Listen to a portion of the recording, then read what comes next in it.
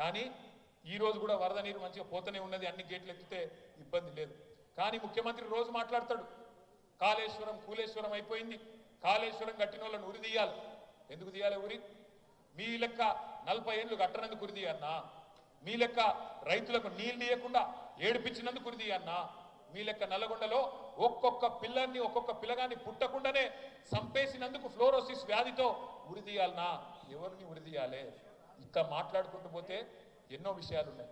నేను మీ అందరినీ ప్రార్థించేది ఒకటే, మీరు గమనించండి, ఆలోచించండి.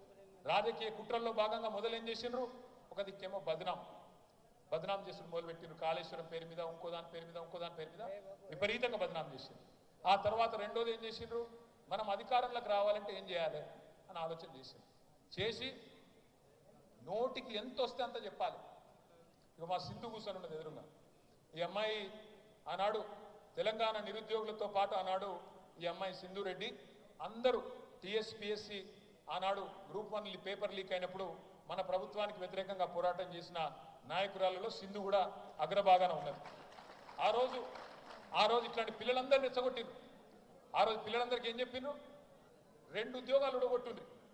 కేసీఆర్ ఉద్యోగం ఉడగొట్టుండ్రి, కేటీఆర్ ఉద్యోగం ఉడగొట్టుండ్రి, మీకు 2 లక్షల ఉద్యోగాలు వస్తాయి అని చెప్పి సింధును కానీ ఇంకా చాలా మంది ఆ రోజు గ్రూప్స్ పరీక్షలు రాసే పిల్లలను కానీ రెచ్చగొట్టి రాష్ట్ర వ్యాప్తంగా వాళ్ళ ఇళ్లకు వాళ్ళ ఊర్లకు పంపించి వాళ్ళ తల్లిదండ్రులను, వాళ్ళ అమ్మా నాయనలను, వాళ్ళ నాయనమ్మలను, వాళ్ళ అమ్మమ్మలను కాళ్ళు మొక్కి మీరు కేసీఆర్కి మాత్రం ఓటేయకుండ్రి, మీకు నీళ్ళు ఇచ్చిండు కావచ్చు, రైతు బంధు ఇచ్చిండు కావచ్చు, పెళ్లికి పైసలు ఇచ్చిండు కావచ్చు, అవ్వకు పెన్షన్ ఇస్తుండు కావచ్చు, కానీ నాకు ఉద్యోగం వస్తలేదు, మరి కేసీఆర్కు ఓటేయకపోతేనే, కాంగ్రెస్కు ఓటేస్తేనే నాకు ఉద్యోగం వస్తుంది అని చెప్పి పిల్లలను రెచ్చగొట్టి ఊళ్ళకు పంపించాను. అట్లాగే నోటికి ఎంత వస్తే అంత ఇష్టమైన హామీలు. కేసీఆర్ 2000 పెన్షన్ ఇస్తుండు కదా, నేను 4000 ఇస్తా. కేసీఆర్ 4000 ఇస్తుండు కదా, నేను 6000 ఇస్తా. కేసీఆర్ రైతు బంధు 10,000 ఇస్తుండు కదా, నేను 15,000 ఇస్తా.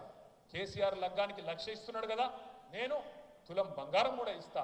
కేసీఆర్ కళ్యాణ లక్ష్మి పెళ్ళి అయినాక వస్తున్నది, మీరు లగ్న పత్రిక పెట్టుకోండి, నేను వెంటనే మీకు అదే రోజు తులం బంగారము 1,00,000 రూపాయలు మీ అకౌంట్లో ఇస్తా. ఇక రైతులనైతే 1 కాదు 2 కాదు, ప్రతి పంటకు 500 బోనస్ ఇస్తా, మీకు ఒక్కొక్కలకు 2 లక్షల రుణం మాఫీ చేస్తా.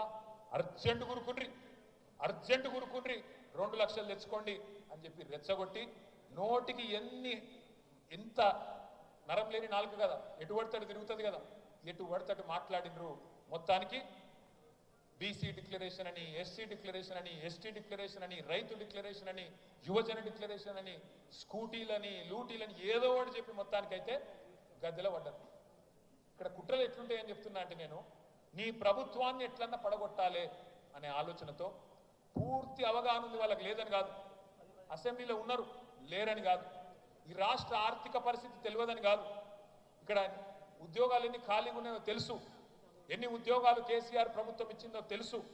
2,32,000 ఉద్యోగాలకు భర్తీకి కేసీఆర్ ప్రభుత్వం శ్రీకారం చుట్టిందని తెలుసు. అందులో 1,54,000 ఉద్యోగాలు, 1,62,000 ఉద్యోగాలు నింపిందని తెలుసు. అయినా భారతదేశం మొత్తంలో ఎక్కడా ఏ ప్రభుత్వం కూడా ఇన్ని ఉద్యోగాలు ఇవ్వలేదని కూడా తెలుసు. కానీ రెచ్చగొట్టాలని చెప్పి ఒక్కొక్క వర్గాన్ని రెచ్చగొట్టుకుంటూ పిల్లలను 2 లక్షల ఉద్యోగాలని, కౌలు రైతులను 22 లక్షల మంది కౌలు రైతులకు ఉత్తరాలు రాసి అందులో చెప్పినారు, కేసీఆర్ మిమ్మల్ని పట్టించుకుంటలేడు, మా ప్రభుత్వం రాగానే కౌలు రైతులకు అస్సలోళ్ళకి ఎంత ఇస్తామో పట్టదారులకు మీకు కూడా అట్లే రైతు బంధు ఇస్తాం, 10,000 కాదు 15,000 ఇస్తామని చెప్పి నమ్మబలికి ఇలా మోసం చేసి ఇక్కడ దాకా వచ్చినారు. ఇదంతా ఎందుకు చెప్తా ఉన్నా అంటే, ఇప్పుడు జరుగుతున్న వర్తమాన రాజకీయం మీకు అర్థం కావాలి అంటే, ఇప్పుడు జరుగుతున్న కుట్రలు అర్థం కావాలి అంటే, ఏ రకంగా కుట్రపూరితంగా ప్రజల మనసు ఖరాబ్ చేసిందో మనం అర్థం చేసుకోవాల్సిన అవసరం ఉన్నది. ఈరోజు బనకచర్ల విషయంలో జరుగుతున్నది కూడా మామూలు విషయం కాదు, మామూలు ఆట కాదు. మొన్ననే ఒక కాంగ్రెస్ ఎమ్మెల్యే చెప్పిండు, మీరు చూసే ఉంటారు, ఇవాళ తెలంగాణలో మొత్తం పనులన్నీ చంద్రబాబు నాయుడు గారి కోవట్లే చేస్తున్నారు అని చెప్పి ఒక కాంగ్రెస్ ఎమ్మెల్యేనే మొన్ననే స్పష్టంగా చెప్పిండు. ఇలా అది అక్షర సత్యం. ఎందుకంటే అసలు పెద్ద కోవట్టే